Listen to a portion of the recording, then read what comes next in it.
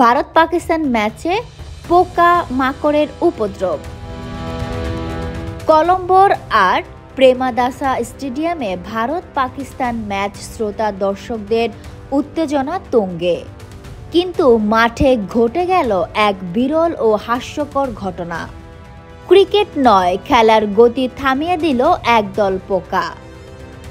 রোববার অনুষ্ঠিত নারী ক্রিকেট বিশ্বকাপ 2025 এর ষষ্ঠ ম্যাচে ভারত ও পাকিস্তানের খেলোয়াড়দের মাথা ব্যথার কারণ হয়ে দাঁড়ায় এক ঝাঁক মাছি ও পতঙ্গ।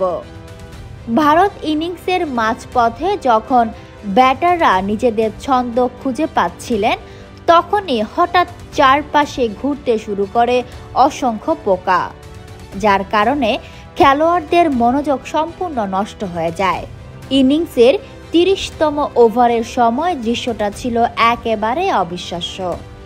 পাকিস্তানি স্পিনার নাসরা সান্ধু এক হাতে বল ধরেছেন, অন্য হাতে তোয়ালে, বারবার উড়তে থাকা পতঙ্গ তাড়ানোর চেষ্টা করছেন। ফিল্ডাররাও বিরক্ত হয়ে আম্পায়ারের কাছে যান। মাঠের চারপাশে পোকামাকড় তাড়াতে স্প্রে ছিটিয়েও লাভ হয়নি। এমনকি সে সময় ব্যাট করতে থাকা ভারতীয় ব্যাটার হরলিন দেওলও এক পর্যায়ে ক্রিজ ছেড়ে পোকা তাড়াতে এগিয়ে যান।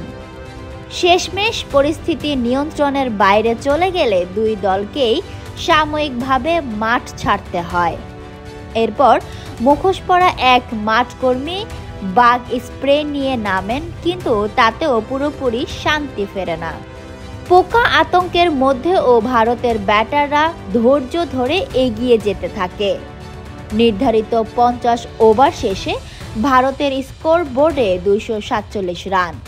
যেখানে ভারত পাকিস্তান ম্যাচ মানেই উত্তেজনা, সেখানে আজকের আসরে যোগ হলো একেবারে ভিন্নধর্মী অধ্যায়, পোকামাকড়ের হানা। ম্যাচের আগে হাত মেলানো নিয়েও যে নীরব টানাপোড়েন চলছিল, মাঠে এসে সেটি ঢাকা পড়ে গেল এই অদ্ভুত ঘটনায়। এক ক্রিকেট প্রেমীর মন্তব্য, এ যেন ইতিহাসে প্রথমবার ভারত পাকিস্তান ম্যাচ থেমে গেল পতঙ্গের হাতে। ম্যাচ শেষে দর্শকরা যেমন মজা পেয়েছেন, খেলোয়াড়দের জন্য ঘটনাটি হয়ে থাকলো এক অস্বস্তিকর তবুও স্মরণীয় অভিজ্ঞতা। Fatema Tuz Zohra, people voice television, Dhaka.